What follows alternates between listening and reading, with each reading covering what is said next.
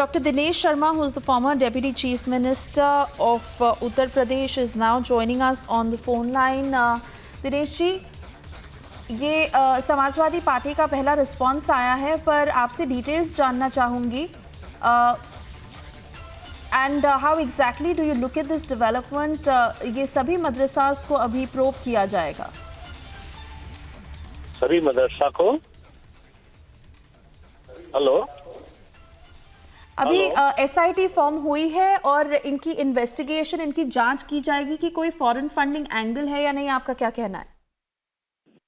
तो देखिए, एक सामान्य प्रक्रिया होती है. सरकार समय समय पर जो विदेशी फंडिंग कहीं की भी हो, किसी भी संस्था की हो, वो चाहे जाति धर्म को नहीं देखते, उसमें कौन कौन से इंस्टीट्यूशंस को, संस्थानों को सरकार फंडिंग कर रही है, ये सरकार समय समय पर इसकी सूचना प्राप्त करती रहती है. तो ये कोई ऐसी प्रक्रिया नहीं है जिसमें किसी प्रकार की किसी को कोई आपत्ति हो सके.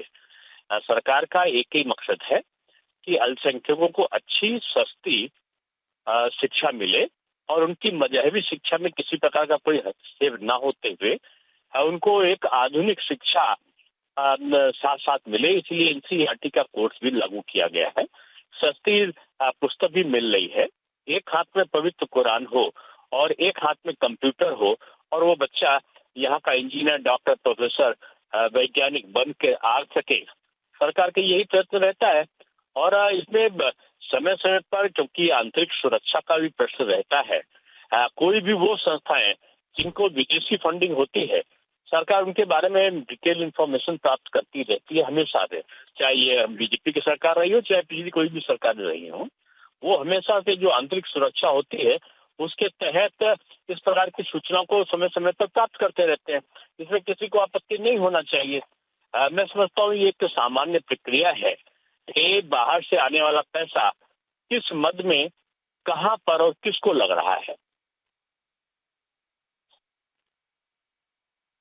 जी, पर बहुत समय से ऐसी बातें हैं कि क्या किसी तरह की फॉरेन फंडिंग आ रही है मदरसास को?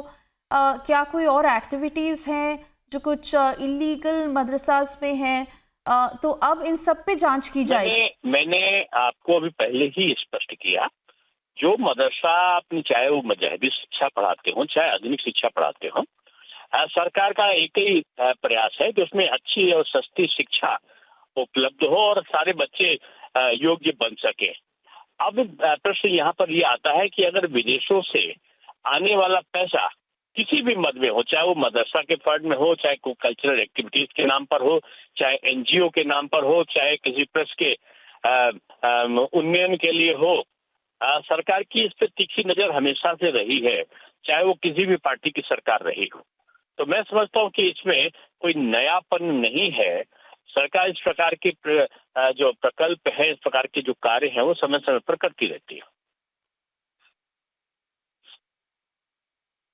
जी, धन्यवाद हमसे बात करने के लिए.